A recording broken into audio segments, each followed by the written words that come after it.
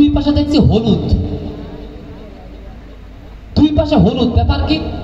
ধানগুলো হলুদ কেন? পরে দেখলাম ধানে বিষ মারছে, এই বিরোধী গ্রুপ বা কি মনে কাজে যা আছে, এই দুই পাশে বিষ মেরে 2 বিঘার মতো ধান একদম হলুদ করে দিয়েছে।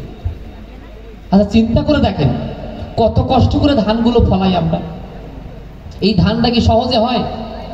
একটু আগে আমার কাকু বলছিলেন না যে এই অঞ্চলে এক সময় এত সুন্দর ধান হতো না। সত্য, এখন সুন্দর ধান হচ্ছে, কিন্তু সহজে কি হচ্ছে?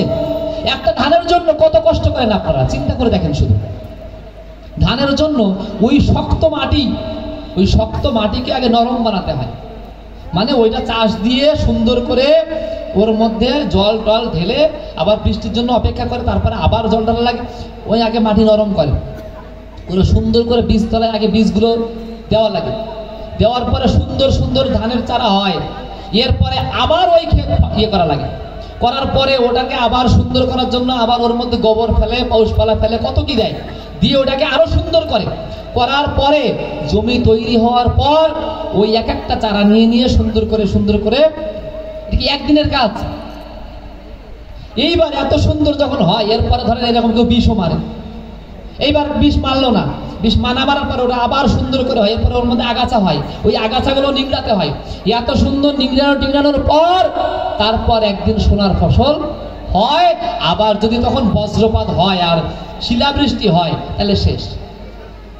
যদি এমন হয় ধান কাটার 1 সপ্তাহ আগে এরকম কোনো প্রাকৃতিক দুর্যোগ, তাহলে এতদিনের কষ্ট শেষ। তাহলে ঘরে একটা ধানের ফসল আনতে কত কষ্ট করতে হয়? কম কষ্ট? ওমা, আপনি আপনার সন্তানকে যদি ওই রকম সুন্দর সোনার মানুষ করতে চান, আমার সুকারুদা গান গাইল না যে আমার সোনার বাংলা, আমি সোনামায় ভালোবাসি। কই সোনার বাংলা? সব চোরের বাংলা। মানে কি?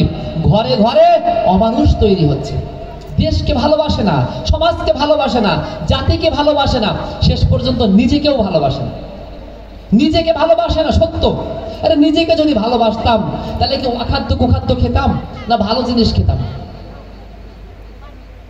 ভালো জিনিস খেতাম না অখাদ্য কুখাদ্য খেতাম? আমি চ্যালেঞ্জ দিয়ে বলছি, কোরআন হাদিস দেখান আমার নবীজি কবে মাংস খেয়েছে? কবে মাংস খেয়েছে দেখান তো একদিন। দেখাতে পারবেন না। দেখবেন আজীবন ওর পাতায় পাতায় লেখা নবীজির জীবনটা রুটি আর খেজুর দিয়ে শেষ হয়েছে। রুটি, খেজুর, মধু, আখরোট, বারবার এগুলো খাচ্ছেন। আমার কিতাবুল মুকাদ্দাস পড়ে দেখেন, আমি আমার ধর্মে পরে আসছি, আমার ধর্ম মানে আমার এই মতে পরে আসছি, আমি পড়েছি, তারত স্বরূপ পড়েছি, জবর স্বরূপ পড়েছি। স্পষ্ট বলছেন প্রথম অধ্যায়ে, হে মানব জাতি, এই দুনিয়া জোড়া তোমাদের জন্য দেওয়া হয়েছে শস্য ক্ষেত্র, তোমরা সেখান থেকে তোমাদের খাবার আহরণ করো। যদি সেখানে অসম্পূর্ণ থাকে তবে তোমাদের জন্য রয়েছে পশু জগৎ। তার মানে কি? আগে তুমি দেখো নিরামিষ খেয়ে বাঁচো কিনা। যদি নিরামিষ খেয়ে না বাঁচতে পারো, যদি কোনো জায়গায় মরুভূমিতে পড়ে যাও, কোনো জায়গায় সমুদ্রের মধ্যে পড়ে যাও, কোনো নিরামিষ খাবার নাই, তখন তুমি মাছ খেতে পারো। কে বলছে? সব কিতাবে বলছে। একই কথা আমাদেরও বলছে। কখন আমিষ করা যায়? যখন আর অপারগ। কিন্তু আপনি অপারগ না, জলজান্ত একটা পশুকে কেটে ফেলছেন, খাচ্ছেন, মনে করছেন খুব ভালো হচ্ছে না।